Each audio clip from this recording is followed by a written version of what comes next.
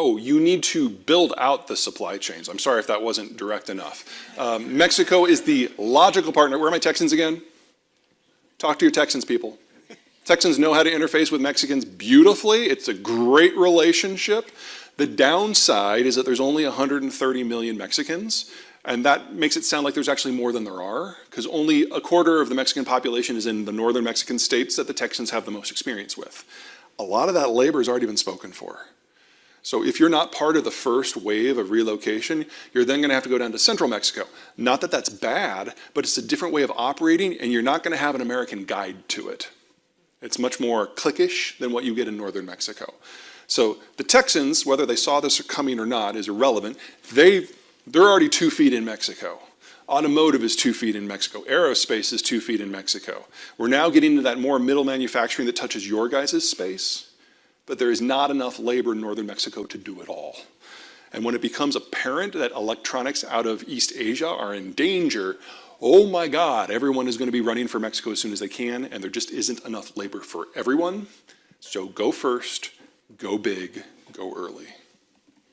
Americans are so fickle, and the polls have been flipping wildly over the course of the last couple months. I really don't know how that is going to shake out. The two issues that seem to be generating the most oomph are inflation.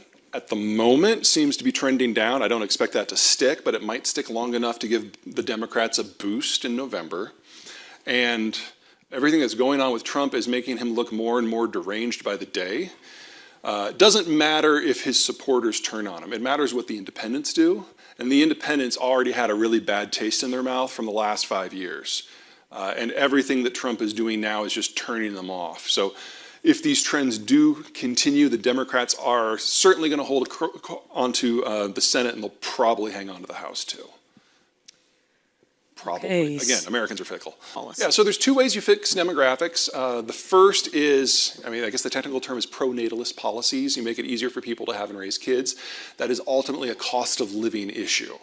So we still have the cheapest electricity, land, and food prices in the world. Heavily regionalized. Texas looks great. Midwest looks pretty good. Northeast, oh my God, no. And that's reflected in the demographic patterns going back 60 years. The second option is immigration. Here's the problem. The world's running out of Mexicans. That's been our #1 source for 30 years. You then have Central America, and people are stressed out about the convoys coming north, but remember, the Mexican demographics comes down to 30-year-olds and goes straight down. The Central American one comes down to 25-year-olds and goes straight down. This is not for the long term.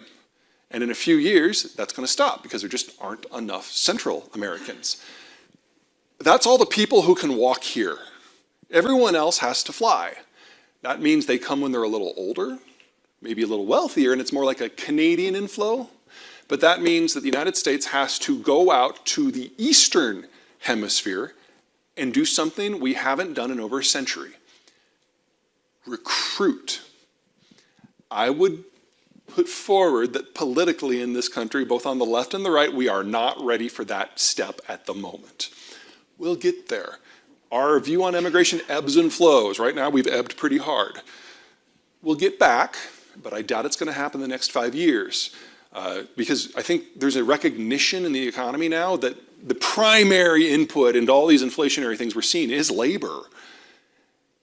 But we haven't mentally connected that to immigration as a solution, and the scale of what we would need to do is pretty big. You're talking about bringing in a couple million people a year for at least a decade. We've done that in the past, easily, but I don't think we're there right now.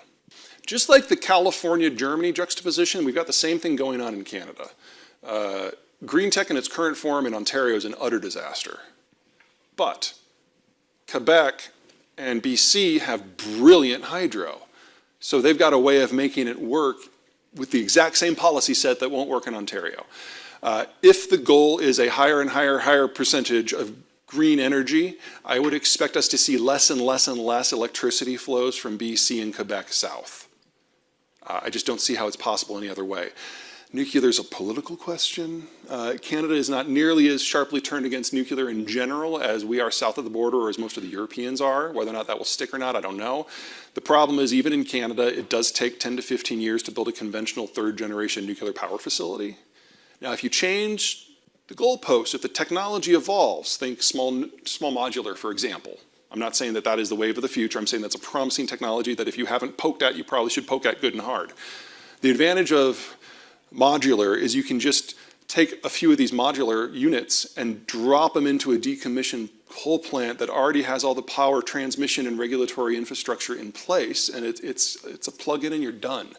That is potentially promising if public support will allow it. And no one is going to be able to push that more than you folks. The trick is to not fall into the trap that Southern Company found themselves in when they were trying to build a couple nuclear power reactors. In my opinion, they didn't engage with the communities enough. They didn't engage with Greenpeace enough.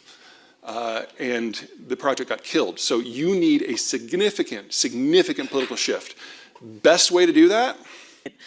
Time for here, but I felt like this question, when it popped through, I actually snorted, and I feel like it's representative of what a lot of folks are probably thinking right now, and I hope that everybody leaves today and goes and reads your book and feels like they come away with some more of the, honestly, some of the questions that we need to be considering. But we're going to end on this one, which is, do you have any good news?